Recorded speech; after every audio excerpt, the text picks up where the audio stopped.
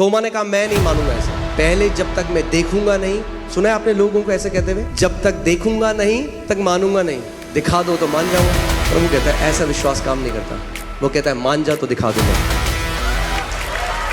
क्योंकि अगर आज का वचन आप समझ गए और उस प्रकाशन को आप अपने जीवन में आपने लागू किया, तो आप आखिरी सांस तक एक जयवंत योद्धा की तरह जिएंगे। आपका जीवन कभी पहाड़ की चोटी, कभी तराई नहीं होगा। उसका वचन नहीं कहता कि तुम वो शहर हो जो तराई में है, वो कहता है तुम वो शहर हो जो चोटी के ऊपर है। आमीन, हालेलुया। चलिए हम एक प्रार्थना करते हैं, फिर हम वचन की तरफ चलेंगे। परमेश्वर पिता, हम आपका धन्यवाद करते हैं।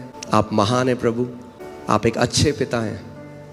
और आपका वचन कहता है कि हर एक अच्छा दान और वरदान ज्योतियों के पिता से आता है। प्रभु हम धन्यवाद करते हैं आपके लिखित वचन के लिए, और हम धन्यवाद करते हैं आपकी उस महान पवित्र आत्मा के लिए जो सत्य का आत्मा है और हमें सारे सत्य में लिए चलता है। प्रभु आज होने दे कि तेरे वचन का प्रकाशन तेरे लोगों के ऊपर प्रकट हो। प्रभु होने दे कि आज वो उन बातों को देखे जो उन्होंने आज तक नहीं देखी, और उस प्रकाशन को अपना बना लें। प्रभु मैं धन्यवाद करता हूं उस अभिषेक के लिए जो इस जगह में है, जो मेरे ऊपर है, जिसके द्वारा प्रभु आज का वचन जब बोला जाता है तो प्रभु वो सटीकता से लोगों के हृदय तक उतरे और 100 गुना फल लेकर आए। प्रभु यीशु के नाम में आमीन। आप जानते हैं आपकी जो रियलिटी है, आपकी जो वास्तविकता है, वो आज तक आई है आपके 5 सेंसेस से, यानी आपकी 5 ज्ञानेंद्रियों से। जो कुछ भी आपकी रियलिटी है, आपकी वास्तविकता है, जो कुछ भी आप रियलिटी सोचते हैं, जैसा चाहे आप दुनिया को देखते हैं, अपने आप को देखते हैं, जो कुछ भी वो रियलिटी है, वास्तविकता है आपकी, वो आई आपके ज्ञानेंद्रियों से। जो आप देख सकते थे, जो आप सुन सकते थे, जो आप महसूस कर सकते थे, जो आप टेस्ट कर सकते थे, इसकी वजह से हमारी रियलिटी आई है। और क्योंकि हम लोगों ने शरीर में जन्म लिया, तो शरीर की ज्ञानेंद्रियों से हमने क्या है, एक शारीरिक वास्तविकता को जाना। मगर दिक्कत ये होती है कि जब हम आत्मा से जन्म लेते हैं, यूहन्ना 3 में प्रभु यीशु मसीह ने कहा जो शरीर से जन्मा है वो क्या है, शारीरिक, और जो आत्मा से जन्मा है वो आत्मिक है। मगर जब हम आत्मा से जन्म ले लेते हैं, उसके बाद भी हमारी रियलिटी शारीरिक ही रहती है। हम आत्मा से जन्म तो ले लेते हैं, हम कलीसिया आते हैं, पवित्र आत्मा का वरदान पाते हैं, अन्य भाषा में प्रार्थना करते हैं, मगर फिर भी हमारी जो वास्तविकता है वो प्रमुख तरीके से वही है जो हमारा शरीर, जो हमारी आंखें हमें बताती हैं, जो हमारा शरीर हमें बताता है। और आप जानते हैं परमेश्वर का वचन कहता है कि जो कार्नल है, यानी हिंदी बाइबल में लिखा है शारीरिक है, यानी जो अपनी ज्ञानेंद्रियों के चलाए चलता है, वो कभी भी परमेश्वर को प्रसन्न नहीं कर सकता। हम रोमियो की पुस्तक में इसको देखते हैं, रोमियो 8:8 में देखिए क्या लिखा है, और जो शारीरिक दशा में है वह परमेश्वर को प्रसन्न नहीं कर सकता। यहाँ पे जो शब्द शारीरिक है, और ऊपर जब आप देखेंगे इंग्लिश बाइबल में कार्नल लिखा है। कार्नल मतलब जो सेंसेस से चलता है, जो अपने ज्ञानेंद्रियों के चलाए चलता है। यानी अगर आप अपनी ज्ञानेंद्रियों के चलाए चलते हैं तो आप परमेश्वर को प्रसन्न नहीं कर सकते। जितना मर्जी उपवास रखना है रख लो, जितनी मर्जी प्रार्थना करनी है कर लो, मगर अगर शरीर की ज्ञानेंद्रियों के द्वारा चलोगे तो परमेश्वर को प्रसन्न नहीं कर सकते। कितने लोगों को मेरी बात समझ आ रही है? तो हम जीते कैसे हैं? आप कैसे जी रहे हैं? हम लोग जी कैसे रहे हैं? हम लोग ज्ञानेंद्रियों के द्वारा जी रहे हैं। आप कार चला के आए, कैसे चला के आए? आंखों से आपने देखा आगे गाड़ी है, ब्रेक मारा। जो जी रहे हैं हम, खाना बना उसमें नमक तेज है, कैसे पता आपको? आपने देखा किचन में नमक तेज डाला किसी ने? नहीं, आपकी जीभ ने आपको बताया। आपके घर के ऊपर से एक प्लेन गया, उसकी आवाज आई, आपने देखा प्लेन गया? नहीं, आवाज ने आपको बता दिया एक प्लेन गया। जो हमारी रियलिटी है वो हमारी 5 ज्ञानेंद्रियों से आ रही है। तो इस पृथ्वी में जीने के लिए हमें ज्ञानेंद्रिय की जरूरत है, मगर आप आत्मा भी हैं। उस आत्मिक जगह में आप ज्ञानेंद्रियों के द्वारा नहीं चल सकते। अगर आप ज्ञानेंद्रियों के द्वारा परमेश्वर के राज्य को समझने की कोशिश करोगे, आप कभी नहीं समझ सकते।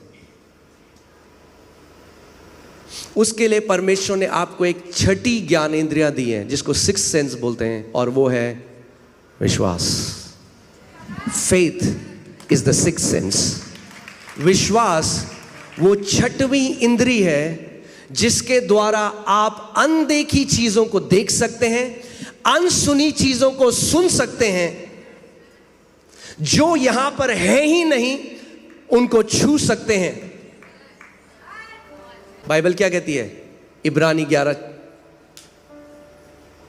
विश्वास अनदेखी वस्तुओं का निश्चय है।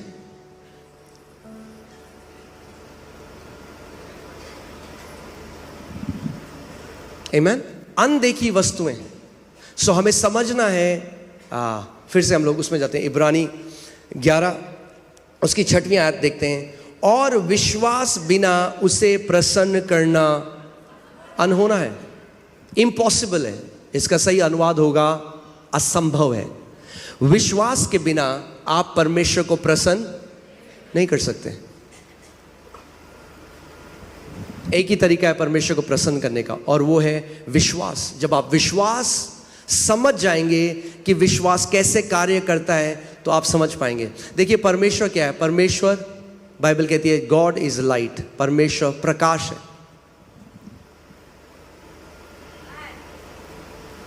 परमेश्वर ने जो पूरा अपना उसका जो राज्य है, वहां पे अनगिनत स्वर्गदूत हैं।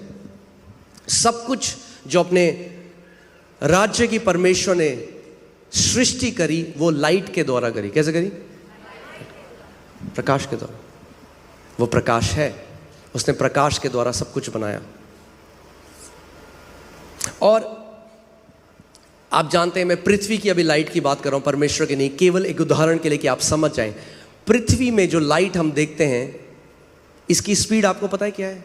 1 सेकंड में 7.5 बार ये पृथ्वी के चक्कर मार सकती है। 1 सेकंड में आप लाइट को नहीं देख सकते, उसका प्रकटीकरण देख सकते हैं, वो इतनी तेज है। सो जो स्वर्गदूत हैं, हम उन्हें नहीं देख सकते। अगर उन्हें अपीयर होना है तो अपनी स्पीड बहुत स्लो करनी पड़ेगी कि आप उन्हें देख सकें। तो अगर आप अपनी ज्ञानेंद्रियों के तरह चलेंगे तो आप कभी परमेश्वर के राज्य में को नहीं समझ सकते। आप उससे वो जो चीज़ है वो नहीं ग्रहण कर सकते। बाइबल, इंग्लिश बाइबल में लिखा है carnal mind is enmity with God. यानी अगर आप शारीरिक हैं, यानी अपने ज्ञानेंद्रियों की तरह चलते हैं, तो वो दुश्मनी है परमेश्वर के लिए। ध्यान से सुनिएगा, आज आपको समझ में आएगा कि क्यों कई बारी हमें हम वो रिसीव नहीं कर पा रहे हैं। आप वो ब्रेक थ्रू, वो चंगाई जो परमेश्वर ने आपके लिए पहले से रख दी है। सो विश्वास क्या है? विश्वास एक 6th सेंस है, वो आत्मा का सेंस है। आपका आत्मा की ज्ञानेंद्रिय है। क्योंकि विश्वास कैसे आता है? याद है आपको? परमेश्वर ने हमें क्या दिया है? विश्वास का आत्मा। विश्वास शारीरिक नहीं है, विश्वास आत्मिक है, आत्मा से आता है।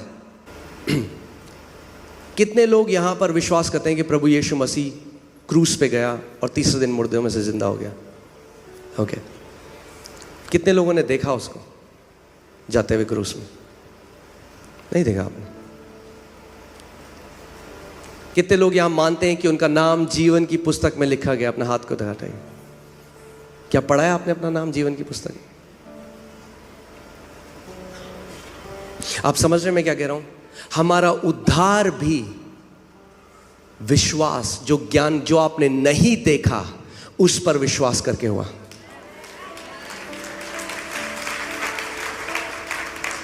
और कई मसीह लोग क्या गलती करते हैं? उद्धार तो पा लेते हैं ऐसे, मगर फिर जब प्रभु में आते हैं तो फिर से शारीरिक चाल चलने लग जाते हैं, शारीरिक ज्ञानेंद्रियों के द्वारा चलने लग जाते हैं।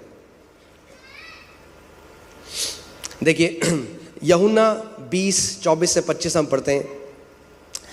थोमा एक ऐसा चेला था परमेश्वर का और मैं चाहता हूं आप इस बात को समझें। इसमें लिखा है, परंतु 12 में से एक अर्थात थोमा जो दिदुमुस कहलाता है, जब यीशु आया तो उसके साथ न था।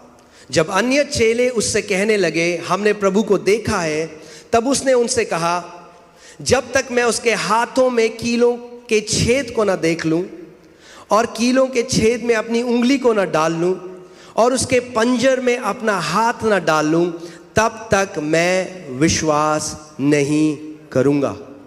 यह है पिक्चर अनबिलीफ की। अब मैं आज आपको डेफिनेशन देता हूं अनबिलीफ की, आप समझे। अनबिलीफ कुछ भी नहीं है। अनबिलीफ वो है जब आप उससे अपने 5 इंद्रियों से देखना चाहते हैं। पहले तोमा ने कहा, मैं नहीं मानूंगा ऐसे, पहले जब तक मैं देखूंगा नहीं। सुना है आपने लोगों को ऐसे कहते हुए, जब तक देखूंगा नहीं तब तक मानूंगा नहीं, दिखा दो तो मान जाऊंगा। प्रभु कहता है ऐसा विश्वास काम नहीं करता। वो कहता है मान जा तो दिखा दूंगा।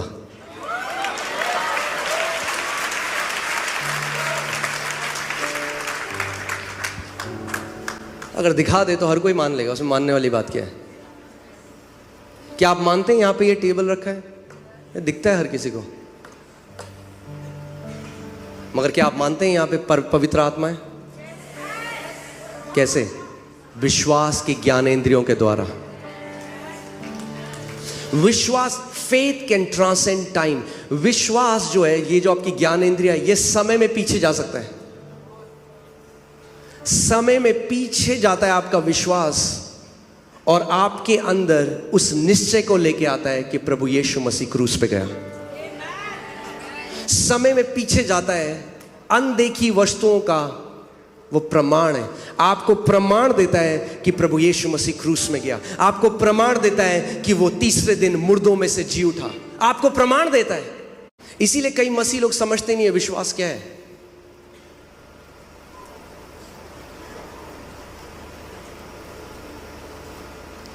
आप जानते हैं शैतान से ज्यादा बड़ा दुश्मन आज आपकी ज्ञानेंद्रियां हैं, क्योंकि इन्हीं का इस्तेमाल शैतान करता है। उसने क्या बोला ईव को, हवा को क्या बोला? देख उस फल को, देख तो सही एक बारी, देख। सो परमेश्वर का वचन हमें एक कहानी बताता है, नंबर्स गिनती की किताब 13 में, और बाइबल बताती है कि परमेश्वर ने पहले से इजरायलियों को कहा कि मैंने तुम्हें कनान का वो देश दे दिया है, मैं दे चुका हूं। ध्यान से सुनिएगा इस बात को। इसीलिए परमेश्वर की वास्तविकता और हमारी वास्तविकता अलग है। और अगर आप चाहते हैं कि आपके साथ वो हो जो परमेश्वर चाहता है, तो अपनी वास्तविकता को परमेश्वर की वास्तविकता के अधीन ले आइए।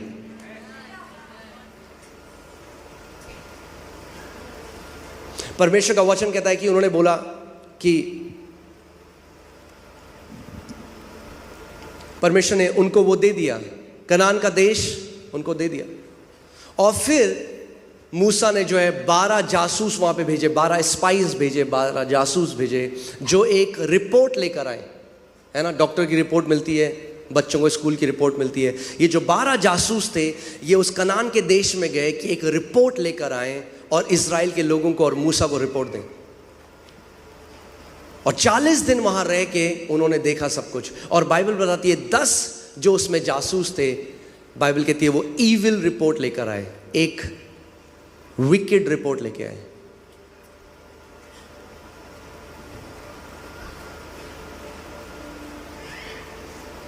और परमेश्वर उनसे नाखुश हुआ। अब जो रिपोर्ट वो लेकर आए उसमें कोई गाली गलौच नहीं था, उसमें कोई गंदी बात नहीं थी। फिर परमेश्वर उसको ईविल रिपोर्ट क्यों कह रहा है, या हिंदी में क्या बोलेंगे इसको, दुष्ट, एक दुष्ट रिपोर्ट लेके आए। तो नकारात्मक नहीं, वो दुष्ट है। परमेश्वर की नजर में वो दुष्ट रिपोर्ट थी, वो ईविल रिपोर्ट थी। जबकि उन्होंने कुछ भी ऐसा गलत नहीं बोला, पर उनकी रिपोर्ट किस पे थी? अपनी ज्ञानेंद्रियों में। उन्होंने कहा ये जो दानव है वहां पर इतने लंबे और चौड़े हैं, हम तो इनके सामने टिड्डी जैसे हैं। वो भूल गए परमेश्वर ने क्या कहा था। वो अपनी ज्ञानेंद्रियों की तरह चलने लग गए, और जब वापस आए तो एक ईविल रिपोर्ट दी। और बाइबल कहती है परमेश्वर बहुत अप्रसन्न हुआ उनसे।